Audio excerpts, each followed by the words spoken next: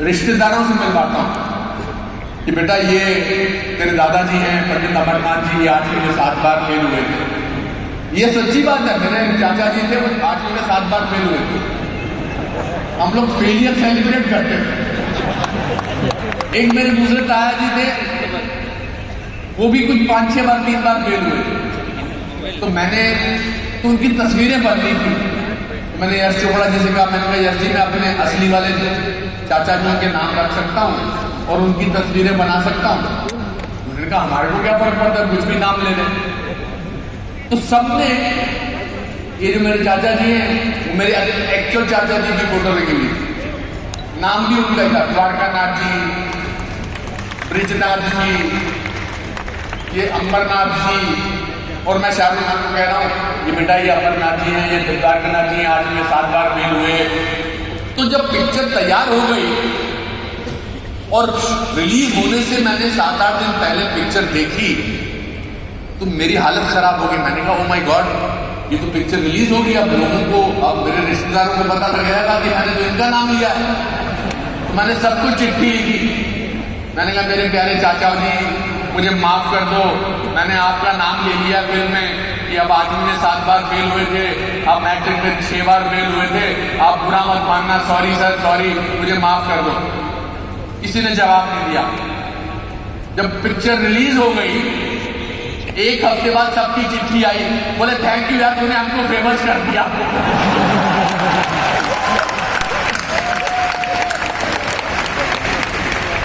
तो उनका जीवन के प्रति हम अपनी लाइफ को बहुत सीरियसली लेने लगे हैं आजकल। फेलियर क्या होता है? फेलियर अगर आप माने तो फेलियर है, नहीं माने तो नहीं है। आज मैं यहां आया तो मेरे जो असिस्टेंट थे उसने मेरे जूते गलत पैक कर दिए, ये सच बता रहा हूं। और नीचे आपकी टीम वेट कर रही थी कि जी सर जी आप निकले नहीं अभी तक। मैंने कहा जूते नहीं मिल रहे, मैं तो जूता उसने डाला ही नहीं है। मैं बिना जुराब के आ गया। अब ये जुराब उतारने से तो मैं अनुपम खेर छोटा थोड़ा हो जाऊंगा।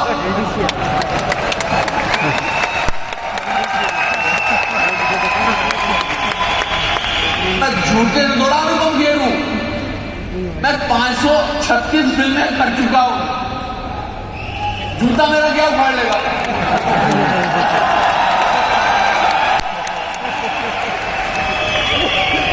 तो आपकी ताकत आप खुद हैं, आपकी ताकत आप खुद हैं।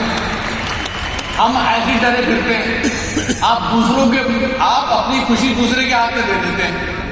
यार मैं ठीक लग रहा हूं कि नहीं लग रहा हूं, मैंने जो शर्ट पहनी है, आपके घर वाले आपको बोलते होंगे बेटा बड़ा अच्छा लग रहा है। नहीं नहीं यार बेटा आपने तो बोल दिया, मगर आंटी जी ने नहीं बोला मैं अच्छा लग रहा हूँ।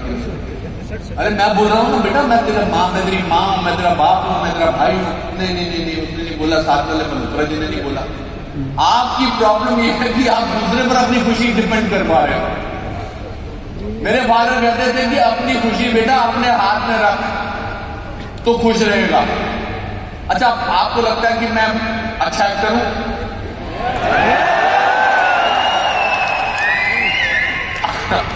मेरी पूरी जिंदगी, मेरे पूरे जितने भी छोटे छोटे लाइफ के जितने भी इंसिडेंट्स हैं सिर्फ मेरे फेलियर पर डिपेंड करते हैं। मेरा ऐसा कोई काम ठीक से हुआ ही नहीं जो फेलियर के बगैर हुआ। अब अगर मैं अच्छा एक्टर है तो मेरा पहला नाटक बहुत अच्छा होना चाहिए था कि नहीं? लोग कहते हैं ना कि बॉर्न एक्टर है जी, ये तो जी बॉर्न एक्टर है जी, पैदा होते ही एक्टर बन गया। मैं आपको अपने पहले नाटक का किस्सा सुनाता हूँ। 5th स्टैंडर्ड में था मैं, 5वीं क्लास में। जूता पहन लूं? जूता पहन लूं? वैसे पुराना है पर जुराब नहीं है मगर पहन लूं जी।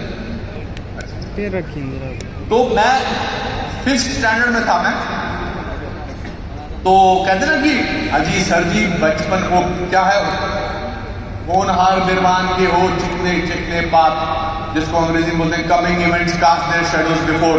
कि जी अनुपम खेर तो बचपन से ही बड़ा जबरदस्त एक्टर रहा होगा। अब मेरा पहले नाटक का आपको एक्सपीरियंस बताता हूं। मैं 5th स्टैंडर्ड में था, मैं छोटे से स्कूल में, हिंदी मीडियम स्कूल में।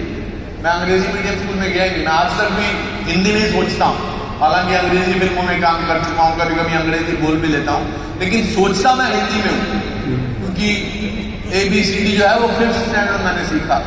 मेरे स्कूल का नाम था दयानंद एंग्लो वैदिक हायर सेकेंडरी स्कूल। तो हमारी एक क्लास टीचर थी 5th स्टैंडर्ड में, मिसेस बजाज। उन्होंने एक प्ले चुना करने के लिए। प्ले का नाम था पृथ्वीराज चौहान। और चूंकि मैं क्लास में सबसे गोरा लड़का था, मेन रोल मुझे मिला। हमारे हिंदुस्तान में ऐसा लगता है कि गोरा है तो राजा ही होगा, ऐसा कुछ नहीं था। तो मैं बन गया पृथ्वीराज चौहान, और एक दूध वाले का बेटा वो बन गया, उसका नाम था नंद किशोर, वो बन गया जयचंद। आप लोगों को पृथ्वीराज चौहान की कहानी पता है कि पृथ्वीराज, अरे शांत हो जा बेटा, शांत हो जा, मैंने तेरा क्या बिगाड़ा, आ रहा है, पानी पिलाओ सर को, पानी पिलाओ, पानी पिलाओ सर को। तो पृथ्वीराज चौहान की कहानी है कि पृथ्वीराज चौहान को प्ले में जयचंद की बहन संयुक्ता से प्यार हो जाता है, और मुझे प्ले में जयचंद को 3 बार गिराना। तो जो जयचंद का रोल कर रहा था वो दूध वाले का बेटा था, उसका नाम था नंद किशोर, नंदू। नंदू साइज में मुझसे 5 गुना मोटा था, वो दूध वाले का बेटा था, और मैं इससे 3 गुना पतला था। पर प्ले की कहानी कुछ ऐसी थी कि प्ले में मुझे डायलॉग बोलना होता है और नंदू गिर जाता है, और 3 बार बोलना होता है, और फिर उसके बाद मैं जीत जाता हूं। तो मैंने अपने घर वालों को बुला लिया। मेरे पिताजी ने कहा बेटा एंड में होता क्या है? मैंने कहा पिताजी एंड में मैं जीत जाता हूँ, 3 बार डायलॉग बोलूंगा, नंदू गिरेगा और उसके बाद मैं जीत जाऊंगा, कहते फिर अवार्ड मिलेगा। मैंने कहा मिलेगा। तो नाटक शुरू हो गया। तो जब पर्दा उठा तो पर्दे के उठने के बाद ऑडियंस में ऑलरेडी विभाजन था। इस तरफ खेर खानदान के चमकते सितारे बैठे थे, पतले पतले टुकड़े से थके हुए, और इस तरफ नंद किशोर की फैमिली थी, दूध वाले, हट्टे कट्टे, दौड़े बौड़े वाले, मूछ वाले। पर मैं तो रिलैक्स था, मुझे पता था कि मुझे जीतना है। तो नाटक शुरू हो गया। मेरे पिताजी इधर उधर देख रहे थे कि बेटा कमाल करने वाला है, आज तो कमाल होने वाला है हमारे घर पे। तो नाटक शुरू हो गया। नंद किशोर मुझसे भारी था, मोटा था। मैंने डायलॉग 3 बार बोलना था। मेरा डायलॉग था चला जा ना बकवास कर तू, नंदू गिर, और नंदू गिर जाता है। 3 बार बोलना था। दूसरी बार मैंने बोला चला जा ना बकवास कर तू, नंदू गिर, नंदू फिर गिर गया। जब मैंने तीसरी बार बोला चला जा, सडनली ऑडियंस में से नंद किशोर का बाप खड़ा हो गया और बोला नंदू आपके गिरा तो डरना आई हो।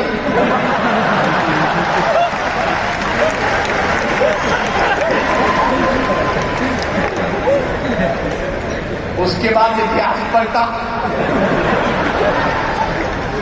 नंदू पलटा, और जयचंद ने पृथ्वीराज चौहान को उठाकर ऑडियंस में फेंक दिया और अपने बाप को बोलता बापू अब घर पे आ जाओ। तो बड़ी बेइज्जती हो गई। मतलब हीरो जो है वो नाटक कैसे निकल गया, पिताजी की गोद में था मैं। तो मुझे लगा चलो कोई बात नहीं, अब प्राइज डिस्ट्रीब्यूशन होगा तो मुझे अवार्ड तो मिलेगा कोई ना कोई। तो प्राइज डिस्ट्रीब्यूशन अनाउंस हुआ, the best actor award goes to, तो किसी और को दिया, किसी और नाटक के लिए। मुझे लगा कोई बात नहीं, जब बेस्ट सपोर्टिंग एक्टर तो मिलेगा मुझे, क्योंकि मैं डायलॉग तो अच्छे बोले थे। Best supporting actor award goes to Pratap Sharma को, किसी और को। मैंने कहा चलो कोई बात नहीं, अब कॉन्सोलेशन प्राइज तो मिलेगा। तो कॉन्सोलेशन प्राइज उन्होंने नंद किशोर को दे दिया। अब मैं रात को घर पे अकेला बैठा, बड़ा उदास था, बड़ा मन उदास था। आप अंदाजा लगा सकते हैं 9-10 साल का बच्चा जिसने अपने घर वालों को बुलाया हो और बोला हो कि मेरा नाटक देखने आओ, मेरा पहला नाटक है, और उसके बाद उसको पहले तो उठा के ऑडियंस में फेंक दिया पिताजी की गोद में, फिर उसको कोई अवार्ड नहीं मिला। तो मैं अपने घर के कॉर्नर में चुपचाप बैठा। और सब लोग जब ऐसे किसी बच्चे की कोई बुरी थोड़ी बेइज्जती होती है तो कोई आपसे नजरें नहीं मिलाता है, आप सोचते हैं कि इसको अपना रहने दें। शाम को 8 साढ़े 8 बजे के बाद करीब मेरे पिताजी बाहर से जंगली पीले फूलों का गुच्छा लेकर आए, जो बाहरी पहाड़ पे थे, ऐसे बनाया हुआ था उन्होंने खुद ही, और मेरे पास आ गया, बोले बेटा ये तेरे लिए है। मैंने कहा ये क्या दे रहे हो आप मुझे? कहता मेरी तरफ से बेटा तुझे अवार्ड दे रहा हूं, हारने के लिए नहीं, ट्राई करने के लिए। ये रहा